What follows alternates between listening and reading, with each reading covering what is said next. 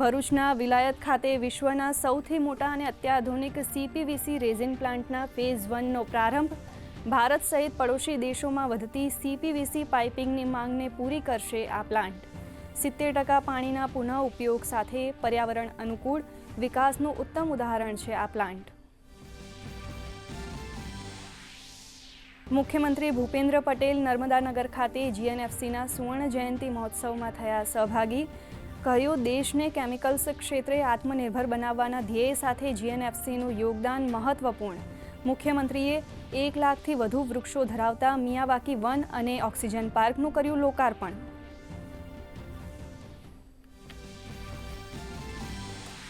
નાગરિકોના આરોગ્ય સાથે ચેડા કરનાર તત્વો સામે તંત્રની સઘન કાર્યવાહી.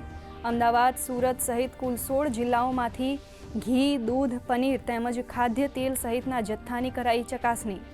2,38,000થી વધુ કિંમતનું શંકાસ્પદ ઘી, 1,67,000 કિલો અખાદ્ય તેલના જથ્થા સહિત વિરુદ્ધ તવાઈ. રાજકોટમાં અખાદ્ય પદાર્થો સામે તંત્રની લાલ આંખ. ખાનગી હોટેલમાં દરોડા દરમિયાન વાસી લોટ સહિત 150 કિલોથી વધુનો અખાદ્ય જથ્થાનો સ્થળ પર જ કરાયો નાશ. તો ભેળસેળવાળા અને અખાદ્ય માલ મામલે 2 વેપારીઓને ફટકારાઈ 6 મહિનાની જેલની સજા. ફ્રાન્સના એવિયન શહેરમાં G7 સમિટનું આયોજન. પ્રધાનમંત્રી મોદી, અમેરિકન રાષ્ટ્રપતિ ડોનાલ્ડ ટ્રમ્પ અને ફ્રાન્સના રાષ્ટ્રપતિ ઇમેન્યુઅલ મેક્રોન સહિત G7ના નેતાઓ હાજર. પ્રધાનમંત્રી મોદી અને અમેરિકન રાષ્ટ્રપતિ ડોનાલ્ડ ટ્રમ્પ વચ્ચે થઈ મુલાકાત.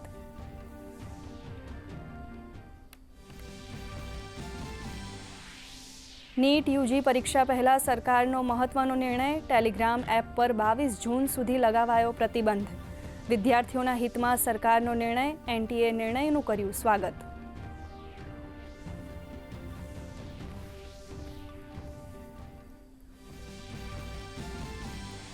હવે દવાની દુકાનેથી કફ સિરપની સીધી ખરીદી નહીં કરી શકાય.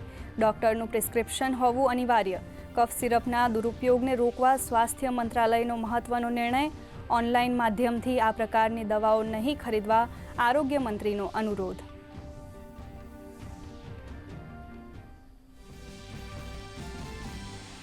TD અને DPT ત્રિગુણી રસીકરણ અભિયાન 2026નો આજથી રાજ્યવ્યાપી પ્રારંભ.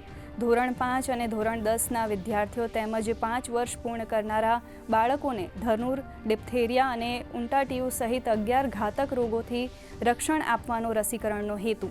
રાજ્યના 18,75,000થી વધુ વિદ્યાર્થીઓને આવરી લેવાનું લક્ષ્ય. સુરત RTO ક્ષેત્રે ડિજિટલ ક્રાંતિ. અદ્યતન AI ડ્રાઇવિંગ ટેસ્ટ ટ્રેકનો આરંભ. પ્રારંભિક તબક્કામાં 2 વ્હીલર અને કાર માટે મર્યાદિત ટેસ્ટ.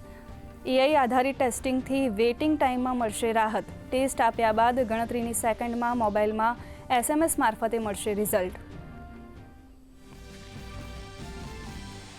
ચોમાસાની સિઝનમાં હવે અમદાવાદમાં વોર્ડ લેવલ સુધી રિયલ ટાઈમ વરસાદની કરી શકાશે આગાહી. અદ્યતન મોડલના અમલીકરણથી હવામાન, વરસાદની તીવ્રતા અને હવાની ગુણવત્તા અંગે મળશે માહિતી. પાણી ભરવાની જગ્યાઓ વિશે આગોતરી ચેતવણી મળવાને કારણે પૂર્વ આયોજન બનશે શક્ય.